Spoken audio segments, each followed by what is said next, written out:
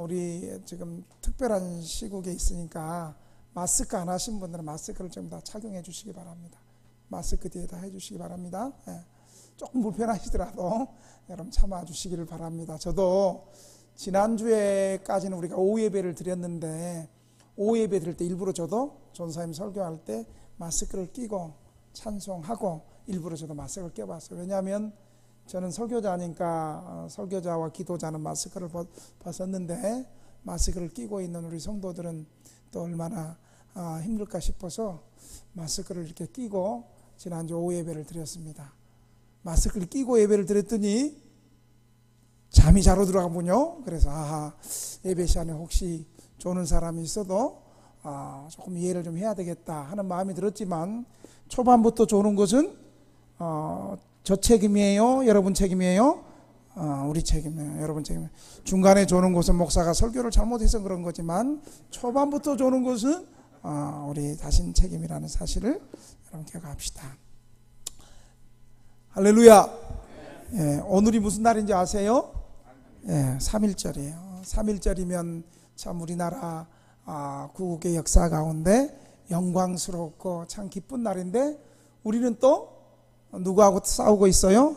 겨우 일본하고 독립했더니 누구하고 싸우고 있어요? 코로나하고 또 싸우고 있습니다. 코로나 질병하고 싸우고 있는데 지금 보니까 이제 확진자가 한 3,000명 넘은 것 같아요. 넘었어요. 그나마 또 다행스러운 것은 그 중에 사망자는 안타깝게 돌아가신 분들은 그렇게 확진자에 비해서는 조금씩 나와서 얼마나 다행스러운 줄 모르겠습니다. 지금 대구 경북 지역이 신천지 집단의 감염으로 인해 가지고 지금 온 전국이 지금 두려움 가운데 있습니다. 하나님은 항상 역사 속에서 위기 가운데 하나님의 임재를 드러내시고 암흑 가운데 내가 하나님이라는 하나님의 자기 증명을 역사 속에 드러내셨습니다. 그래서 가장 위기의 순간에 또 하나님의 손길이 드러나고 하나님의 심판 가운데서도 하나님께서 그의 백성들을 보호하시는 하나님의 은혜의 손이 있었습니다. 저희 교회도 개인적인 것입니다만은 지지난주에 우리가 이제 마스크를 구입한 100장 우리 교인들을 생각해서 100장 사는데 마스크가 한 3배로 올라가지고 한 장에 1,500원 하던 것이 한 3,500원 그래서 한 3,650원 정도 한 36만 5천을 마스크를 사고 주중에 계속 어떻게 해야 되나 그러고 있는데 하나님이 또 천사를 또 보내주셔서 엘리야의 까마귀는 구약의 엘리야의 까마귀는 신약 시대인 지금 이 시대에도 죽었다 살았다 살아있다. 이 까마귀를 통해서 하나님이 서울대병원 대협력 발전 후원팀을 통해 가지고 마스크를 엄청 많이 보내주셨어요. 그래서 금요일 날 우리 쪽방 주민들에게 마스크를 나눠줬어요. 그리고 오늘 주일날 나오신 분들 안 받으시고 주일날 나오신 전체 여러분들에게는 마스크 1인당 10장씩을 또 공급을 할 예정입니다. 여러분 지금 이게 아마 한두 달 더 갈 생각을 우리가 할 때 마스크를 많이 확보하시면 여러분들이 좋을 겁니다.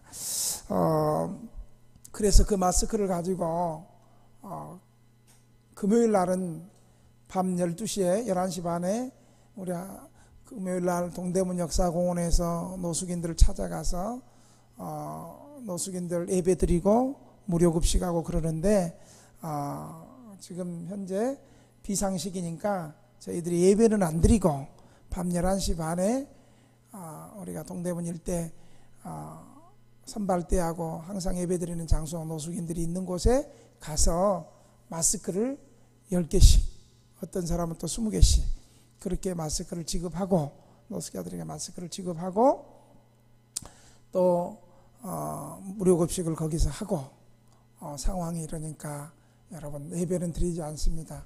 여러분 힘내시고 돌아다닐 때 마스크를 꼭 하고 가시기를 바랍니다. 여러분이 또 감염자가 또 슈퍼 전파자가 되면 안 되니까 신천지 집단처럼 슈퍼 전파자가 되면 안 되니까 여러분들은 마스크를 꼭 하고 돌아다니시길 바랍니다. 그랬더니 마스크를 잘 받더라고요. 그리고 나서 토요일 날 한 분이 우리 교회를 찾아왔어요. 목사님, 어제 목사님 만났던 저 동대문 역사공원에 있는 노숙인인데 갈 곳이 없어서 여기 좀 있게 해주십시오. 자게 해주십시오. 그래서 잠시 이용하기 위해서 우리 교회 와서 우리 교회 쉼터에서 하루 자고 나서 상담을 했어요. 상담을 하니까 이분이 보니까 알코올 중독이에요. 알코올 중독인데 알코올 중독의 특징은 뭐예요? 알코올병원에서 끝까지 진료를 받아요? 중간에 싸움에서 나와요? 어떻게 그렇게 잘한대? 다 경험이 있어. 이 끝까지 치료를 좀 받으면 좋은데 알코올병원에서 끝까지 치료를 하지 못하고 중간에 또 나와가지고 또 술을 먹고 절망하고 좌절하고 있는 거예요. 그래서 제가 얘기했어요. 우리 교회를 이용하는 방법은 두 가지가 있는데 단순히 여기 교회에서 생활 안 하고 샤워장 이용해서 샤워하고 빨래하고 식사 시간 되면 식사할 수 있다. 그리고 들어와서 잠을 잘 수 있다. 그러나 술 먹고 들어오는 것은 우리가 여기서 잠은 잘 수 없다. 그렇게 이용하는 방법이 하나 있고, 두 번째로는 이곳에서 마음을 열고 교회에서 생활을 통해서 정말 이 알코올 중독을 청산할 수 있다. 우리 교회에서 생활하셨던 분들은 과거에 당신보다도 더 심한 알코올 중독자가 있었는데 오히려 교회 생활을 통해서 알코올 중독에서 벗어나고 때로는 극단적으로 자살을 선택하는 사람도 있었는데 역전에 비해서 우리를 만나서 교회 생활을 통해서 자살하기로 생각했던 알약 50알도 버리고 지금 수급자가 되어서 쪽방 생활을 하면서 11조 생활하며 믿음으로 살아가는 사람들이 여기 많이 있다. 당신도 용기를 내시기를 바란다. 그렇게 했더니 처음에는 얘기할 때는 아유 목사님 설교 지겹다. 그러다가 빨리 끝나고 가서 술 먹으러 가야 되는데 그런 표정이었는데 우리 성도들의 변화를 얘기해 줬더니 이 친구가 이제 길을 쫑긋하면서 듣기를 시작해요. 제가 얘기했습니다. 수많은 노숙자들이 길거리에 있는데 서울시에 수많은 노숙자들이 길거리에 있는데 그 가운데 다 우리가 노숙자들에게 전도하고 복음을 초청해도 그들이 다 교회나 쉼터나 이렇게 들어오지 않는다. 특별히 이 초청에 의해서 들어오는 사람은 하나님의 특별한 은혜가 있고 하나님께서 부르셔서 당신이 예수 믿고 구원받고 당신의 과거의 어두운 생활을 청산할 수 있는 기회를 하나님이 주시는 이 기회를 결코 놓치지 마라 얘기했어요. 당신보다 더 심했던 사람도 교회에 들어오니까 결단하고 교회에 들어와서 생활하면서 예배드리고 하나님 말씀 들으니까 성령께서 마음에 만지시고 믿음 주시고 믿게 하셔서 새로운 사람들이 우리 교회는 많이 있다. 그랬더니 그분이 솔직히 또 얘기해. 목사님, 내가 등대교회 왔을 때 정말 결심하고 등대교회 살아야지 이렇게 온 게 아니고 그냥 하룻밤 피하려고 왔는데 마음의 준비가 안 돼서 그러니까 며칠 기회를 주십시오. 제가 주일날 꼭 들어오겠습니다. 제가 이 사람을 통해서 얘기를 할 때는 이 사람이 지금 이 자리에 앉았겠어요? 안 앉았겠어요? 안 앉았으니까 얘기하지. 앉았으면 내가 이 소두를 이렇게 얘기하지 않죠. 여러분, 간절히 주님을 찾는 자를, 겸손하게 주의 말씀을 사모하고 이대로 살 수 없습니다, 주님 나를 붙잡아 주시옵소서, 간절히 주님을 찾는 사람들을 주님이 만나 주신다는 사실을 여러분 기억하시기 바랍니다. 오늘 본문은 나를 사랑하는 자들이 나의 사랑을 입으며 나를 간절히 찾는 자가 나를 만날 것이니라, 이렇게 말씀하고 있습니다. 여러분 오늘 본문 한번 다시 한번 크게 한번 읽어볼까요? 우리 집사님이 아주 내 마음을 잘 알아. 크게. 자, 시작. 나를 사랑하는 자들이 나의 사랑을 입으며 나를 간절히 찾는 자가 나를 만날 것이니라. 아멘. 이 말씀이 정말 그대로 특별히 해석하고 주석할 것이 전혀 없어. 나를 사랑하는 자들이, 하나님을 사랑하는 사람들이, 예수님을 사랑하는 자들이, 성령님을 사랑하는 자들이 바로 그의 사랑을 입고 하나님을 간절히 찾는 자들을 하나님이 만나 주실 것이다. 쉬워요, 어려워요? 쉬워요. 어떤 사람이 하나님의 사랑을 입고 어떤 사람이 하나님을 만날 수 있습니까? 하나님의 사랑을 입고 하나님을 간절히 찾는 사람이 하나님을 만날 수 있다는 사실을 여러분 기억하시길 바랍니다. 오늘 본문은 하나님의 지혜의 사랑을 받을 자격을, 가능성을 말해주고 있습니다. 잠언에서 말하는 지혜는 바로 말씀 대신 예수 그리스도, 여호와 하나님 예수 그리스도를 말합니다. 요한복음 오늘 나를 사랑하는 자들이 나의 사랑을 입으며 나를 간절히 찾는 자가 나를 만날 것임이라, 이 말씀과 비슷한 말씀을 예수님이 요한복음 14장 21절에서 말씀해 주고 있어요. 요한복음 14장 21절 나왔어요? 같이 한번 읽어보겠습니다. 시작. 나의 계명을 지키는 자라야 나를 사랑하는 자니 나를 사랑하는 자는 내 아버지께 사랑을 받을 것이요 나도 그를 사랑하여 그에게 나를 나타내리라. 아멘. 예수님께서 하신 말씀이죠. 여러분, 하나님의 지혜는 하나님의 말씀을 사모하고 하나님의 말씀에 대한 열정이 없는 사람에게는 주어지지 않는다는 사실을 기억하시기 바랍니다. 목사가, 그리고 먼저 믿는 사람이 복음을 전하며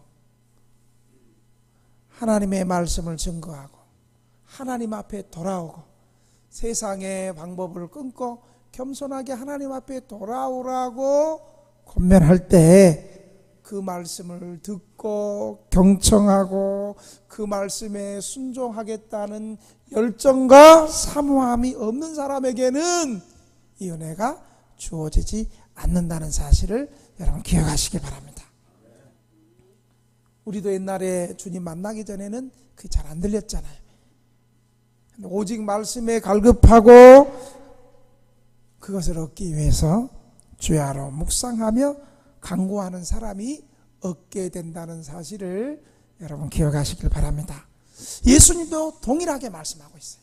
하나님의 은혜를 사모하고 말씀에 대한 열정을 갖는 자들에게 하나님의 사랑과 하나님을 만나는 은혜, 나를 사랑하는 자들이 나의 사랑을 잊고 나를 간절히 찾는 자가 나를 만나리라는 이 말씀과 똑같이 비슷하게 말씀하고 있어요. 예수님도 구하고 찾고 두드리는 자에게 적극적으로 주님을 만나고 기도하는 사람들에게 기도응답이 되고 주님 만나주신다고 말씀하고 있어요. 마태복음 7장 7절에서 8절을 한번 보겠습니다. 마태복음 7장 7절에서 8절 같이 읽겠습니다. 늦게 오는 사람 마스크 착용했는가 확인해 주세요. 시작. 구하라 그리하면 너희에게 주실 것이요 찾으라 그리하면 찾아낼 것이요 문을 두드리라 그리하면 너희에게 열릴 것이니 구하는 이마다 받을 것이요 찾는 이가 찾아낼 것이요 두드리는 이에게는 열릴 것이니라. 아멘. 어떤 사람이 하나님의 사랑을 잊고 어떤 사람이 하나님을 만날 수 있어요? 한번 기도해보고 응답이 없으면 기도하기를 포기하는 사람은 절대 응답받을 수 없습니다.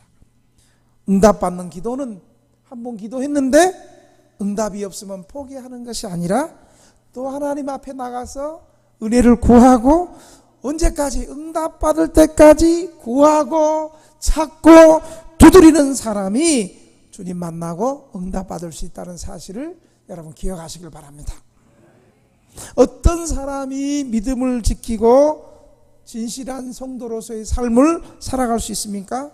한번 교회 나갔다가 자신의 기대와 다르면 교회 나오는 것을 중단하고 끊으면 진실한 성도가 될 수 없습니다.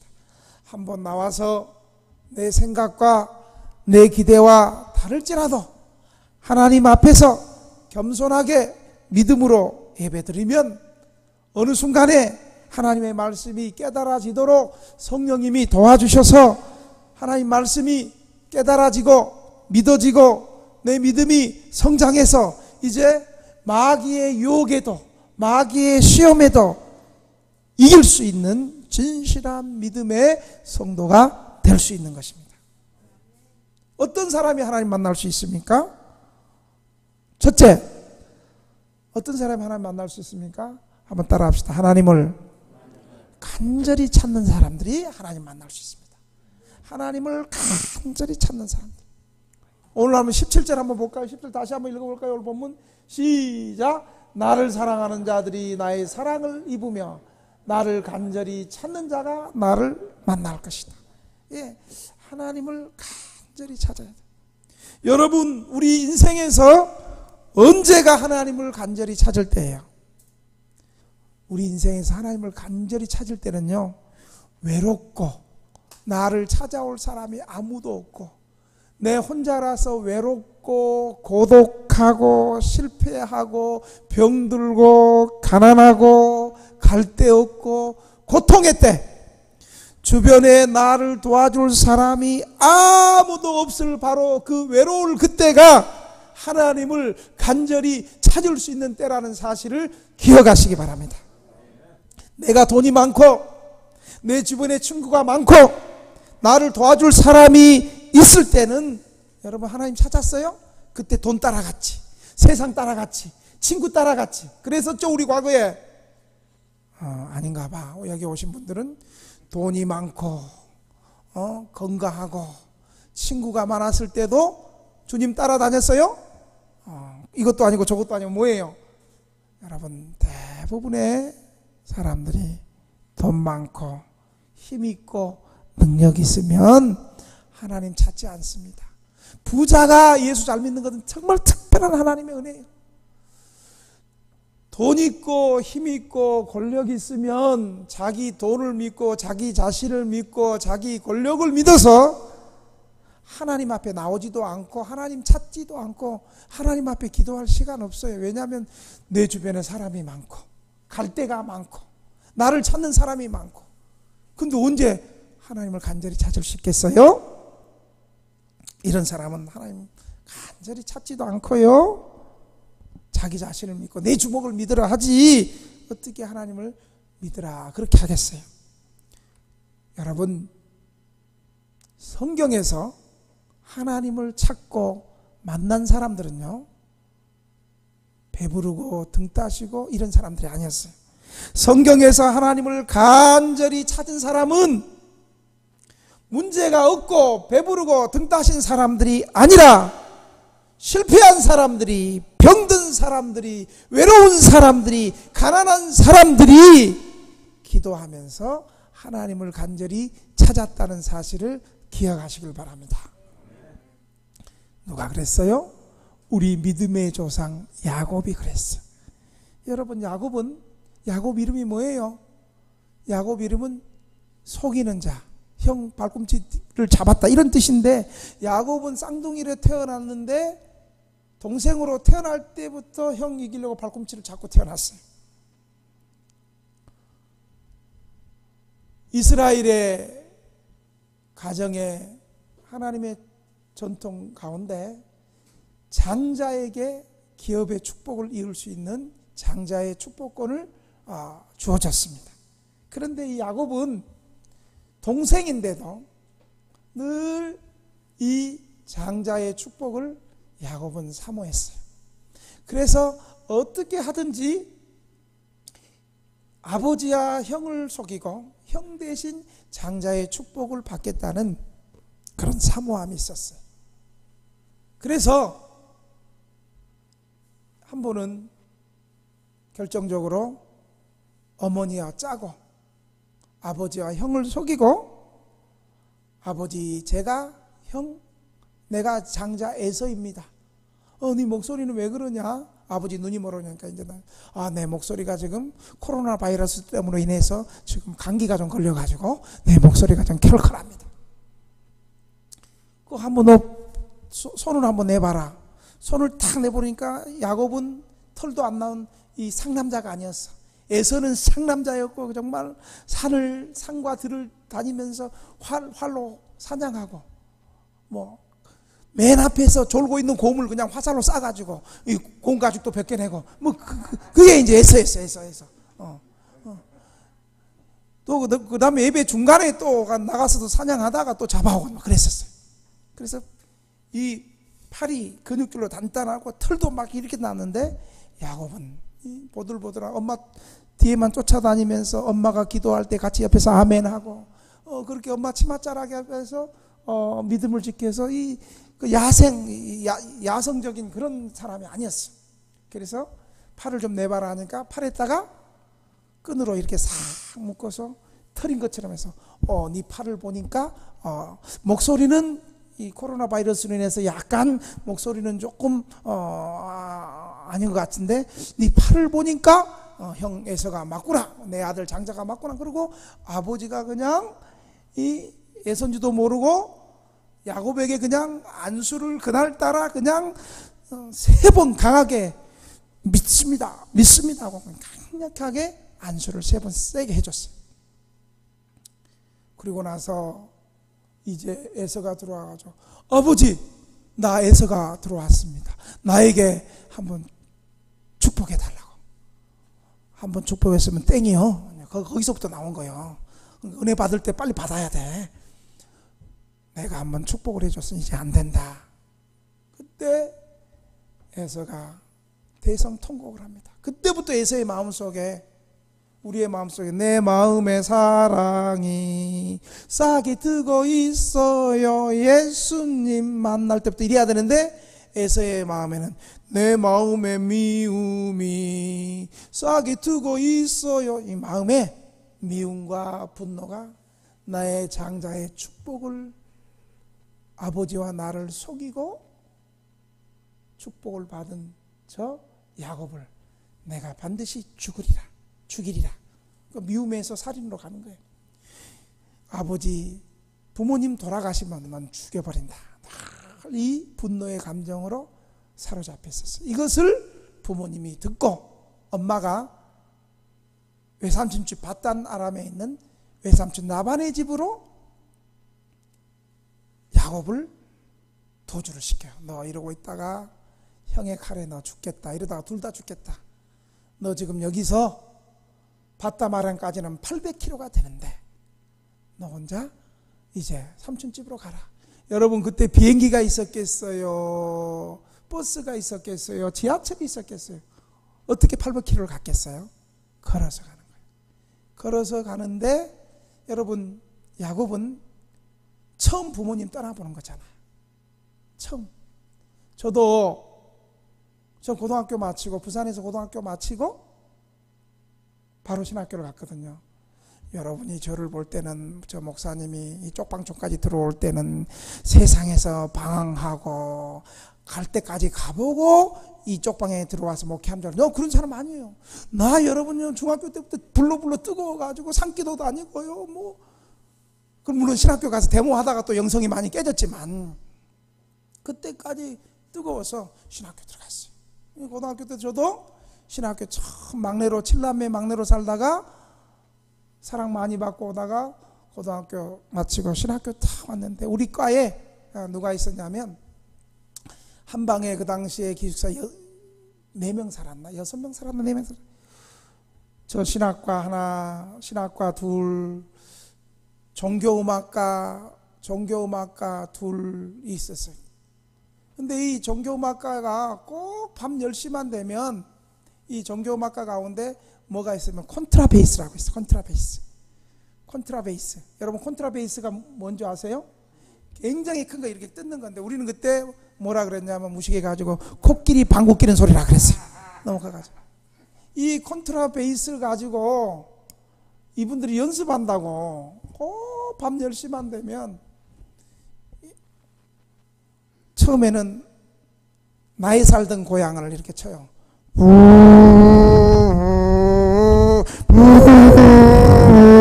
이게 이제 콘트라베이스 소리가 이 정도로 나요.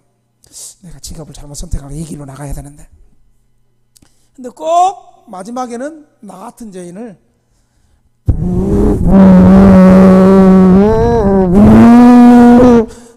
죄인을 콕 치면은 닭똥 같은 눈물이 뚝 떨어지는데, 또 사나이가 눈물 보이는 게 또 부모님도 보고 싶고, 뭐 이제 객지 생활을 처음 해보니까 그 눈물이 얼마나 나요. 그러면 그 침대 위에 누워 있다가 그냥 바로 이불을 푹 뒤집어 쓰고 울지도, 소리도 못 내면서. 그런데 야곱은 여러분 800km의 길을 이제 집 떠나 바단 아람으로 떠나가는 야곱의 심정을 여러분 생각해 보시기 바랍니다. 야곱이 산을 가다가 혼자서, 그리고 혼자서 저녁에는 산에서 자잖아요. 광야에서 잘 때도 있잖아요.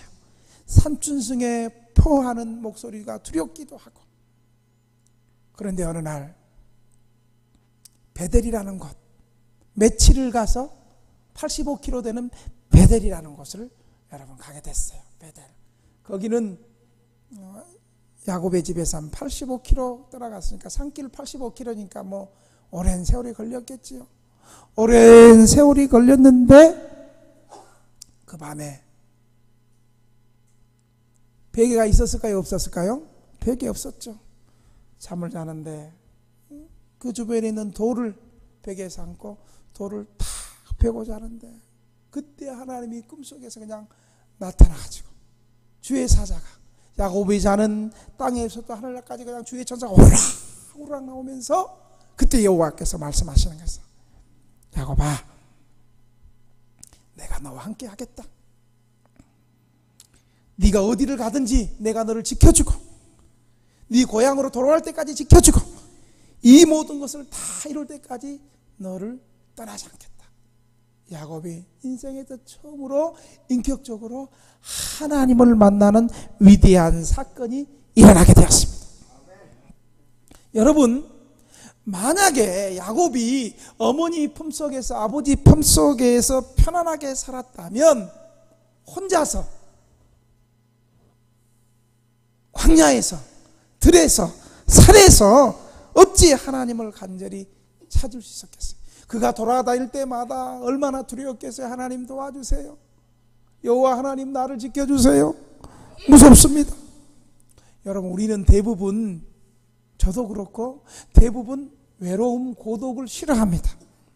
그러나 야곱처럼 외롭게 혼자 도망다닐 때가 여러분 하나님을 간절히 찾을 때고 하나님을 만날 때라는 사실을 여러분 믿으시기 바랍니다. 여러분, 우리가 왜 하나님 못 찾아요? 하나님 찾을 시간이 없어. 동네 사람들 만나서 어디 가자, 저기 가자, TV 보고 친구 만나러 가고 일하고. 그러니까 하나님과 1대1로 하나님을 간절히 찾을 시간이 없는 거예요. 그래서 여러분, 혼자 있는 시간, 외로운 시간, 여러분 우리 쪽방에서 혼자 있는 이 시간에 오히려 하나님을 간절히 찾을 수 있는 인생의 때임을 여러분 믿으시기 바랍니다.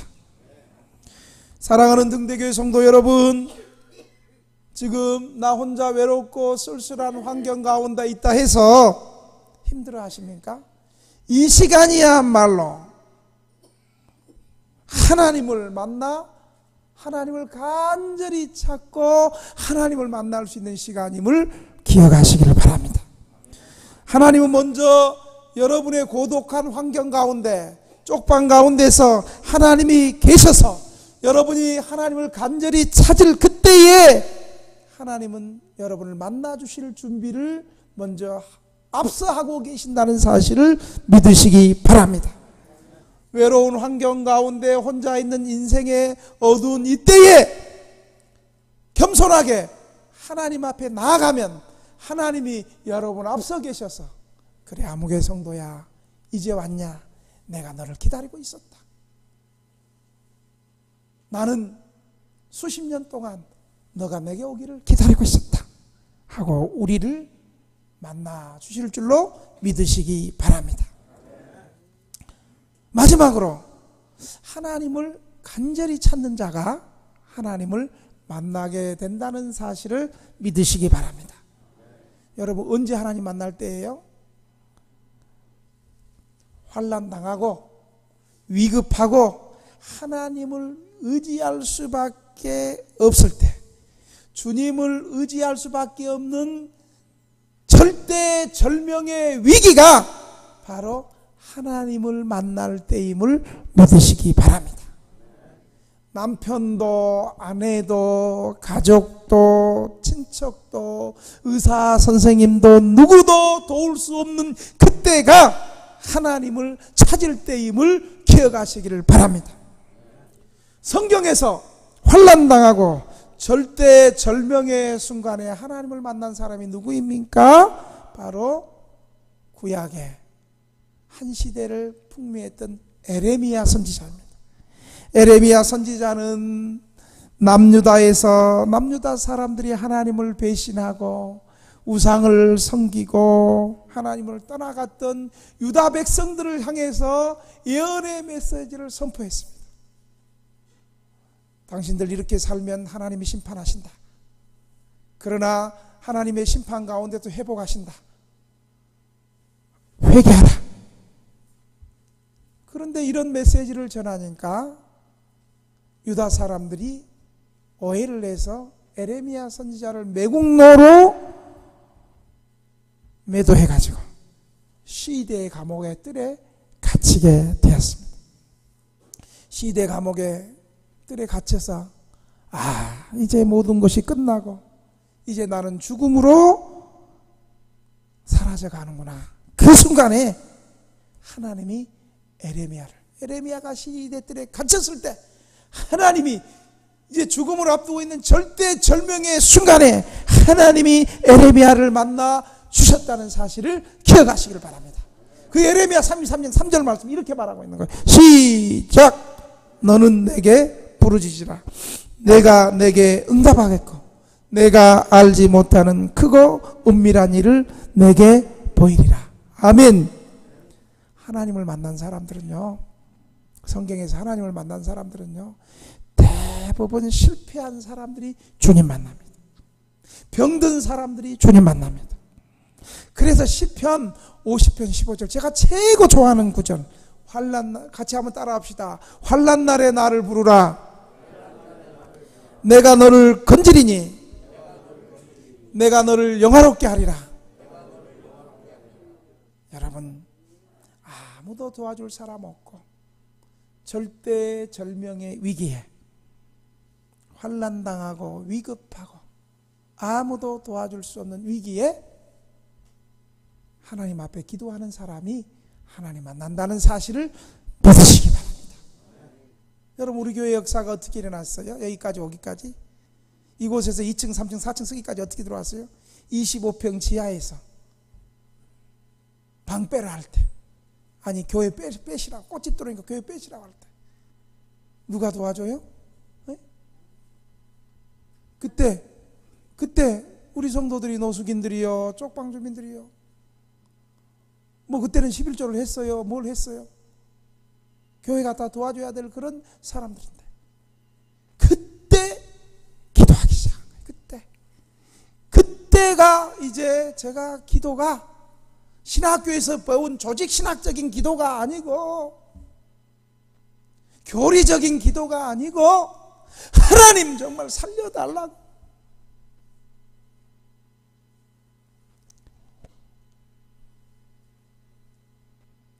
교회에서 철회하고 기도원 가서 금식하고 그때 새벽에 하나님이 만나주셨어. 지하에서 이곳으로 이사하고 이곳에서 3, 4층까지 우리가 사용할 수 있게 되었음을 여러분 믿으시기 바랍니다.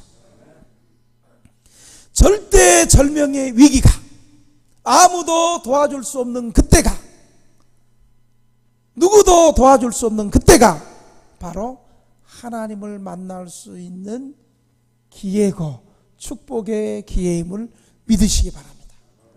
죄송하지만 여러분 우리 쪽방에 안 왔으면 노숙 안 했으면 여러분 겸손하게 주님 앞에 나올 수 있었겠어요? 예? 우리 어떻습니까? 우리도 우리 역전에 계시다가 들어오신 시성도들 또 쪽방에서 들어오신 분 어떻습니까? 우리도 갈 곳이 없고 몰리고 그래서 아무도 도와줄 사람 없고 극단적인 생각을 하고 있을 때 교회가 나타나가지고 우리 식사하고 예수 믿고 우리 교회로 오십시오. 겨울철에 배고파서 한순간을 정말 배고파서 어떻게 해결하나 차라리 이렇게 할 것 같으면 사고치고 교도소 가면 한 따뜻한 겨울 보낼 수 있다 그렇게 생각하고 사고쳐도 말이죠. 경찰서에서 그냥 훈방 조치하고 다음부터 그러지 마세요 하고 또 보내니까 또 노숙 가게 됐잖아. 그거 제대로 되지도 않아. 제대로 교도소 가고 싶다 해서 제대로 되는 것도 아니야. 그때 교회가 나타나서 말이죠. 요양병원에서 나와가지고 더 이상 갈 데가 없고 요양병원 부장하고 싸매가지고 나올 갈 데가 없고 아 이렇게 살면 뭐하나 이제 죽어야지.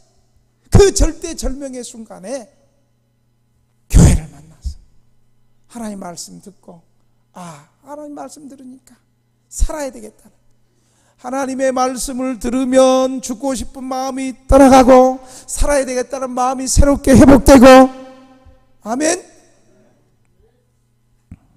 그렇습니다. 여러분 사랑하는 성도 여러분 지금 세계는 특별히 대한민국은 코로나 바이러스 공포로 큰 고통 속에 있습니다. 두려움 속에 있습니다. 그래서 국가가 주일날 대형 집회 하지 말라 그러잖아요. 예. 대형 교회들이 이렇게 예배 중단하는 거 충분히 이해합니다. 그럴 수 있습니다. 아마 저도 대형 교회 목사였으면 아마 인터넷 예배 드리라 그랬을 겁니다. 이런 위기 가운데 예배당도 갈 수도 없는 그런 위기 가운데 있습니다. 사랑하신 여러분, 바로 이때가 하나님을 간절히 찾을 때고 바로 이때가 하나님을 만날 수 있는 기회임을 믿으시기 바랍니다. 나를 사랑하는 자가 나의 사랑을 입으며 나를 간절히 찾는 자가 나를 만나리라. 여러분 지금 이때 우리는 어떻게 해야 됩니까? 하나님을 간절히 찾고 하나님 앞에 나와서 하나님을 만나시는 복된 성도들이 되시기를 바랍니다. 이 코로나의 위기가 겸손하게 회개하면 하나님을 찾는 기회가 되고 하나님을 만나는 기회가 되고 이 고난이 축복이 되는 복된 성도, 복된 나라, 복된 민족이 되시길 주의 이름으로 축원합니다. 여러분 이 어려운 심판과 어려운 위기 가운데서 또 하나님을 찾는 사람들이 있어요. 제가 개인적으로 교제하는 지방에 있는 목사님한테 물어봤어요. 목사님 지금 뭐 큰 교회들이 이렇게 주일날 예배를 드릴 수 없는 상황인데 목사님 교회는 어떻습니까? 그 얘기했더니 목사님 중대형 교회들은 자체적으로 교회를 예배, 주일날 예배 중지하고 인터넷으로 동영상으로 예배 드리는 거 충분히 이해합니다. 그러나 저희는 지난주에도 청소년들 데리고 기도원 집회 가서 몇십 명 갔는데 거기서 뒤집어지고 하나님을 만나고 회개하는 역사가 일어났습니다. 속으로 모이면 좀 괜찮을 것 같습니다. 여러분, 이때 진실하게 간절히 주님 찾아서 어떤 지역에서는 또 하나님을 만나고 회개하고 회복되고 아멘 안 할 줄 알았어. 그런 역사가 한쪽에는 일어나고 있다는 사실을 믿고 너무 여러분 두려워하지 마시고 이때야말로 집에서 성경 읽고 기도하고 하나님을 찾는 그런 기회가 됨을 믿으시기를 주의 이름으로 축원합니다. 오늘은 마스크를 끼고 있으니까 통성기도는 안 시키겠습니다. 원래 말씀을 붙잡고 통성으로 기도해야 되는데 제가 대표 기도하고 마치겠습니다. 기도하겠습니다. 하나님 아버지, 나를 사랑하는 자가 나의 사랑을 입으며 나를 간절히 찾는 자가 나를 만나리라고 말씀해 주셨습니다. 주님, 이 위기를 긍휼히 여겨 주시옵소서. 대한민국을 불쌍히 여겨 주시옵소서. 하나님, 이 코로나 위기를 위해서 수고하는 대통령과 위정자와 또 이것을 막기 위해서 치료하기 위해서 동분서주 애쓰는 의료진들에게 하나님 은혜를 주시고 보호해 주시고 하나님 이 위기를 이겨낼 수 있도록 도와주시옵소서. 특별히 믿는 자들이 하나님 앞에 회개하고 기도하고 하나님을 간절히 찾고 하나님의 은혜의 손길을 경험할 수 있도록 축복해 주시옵소서. 예수님의 이름으로 기도합니다. 아멘.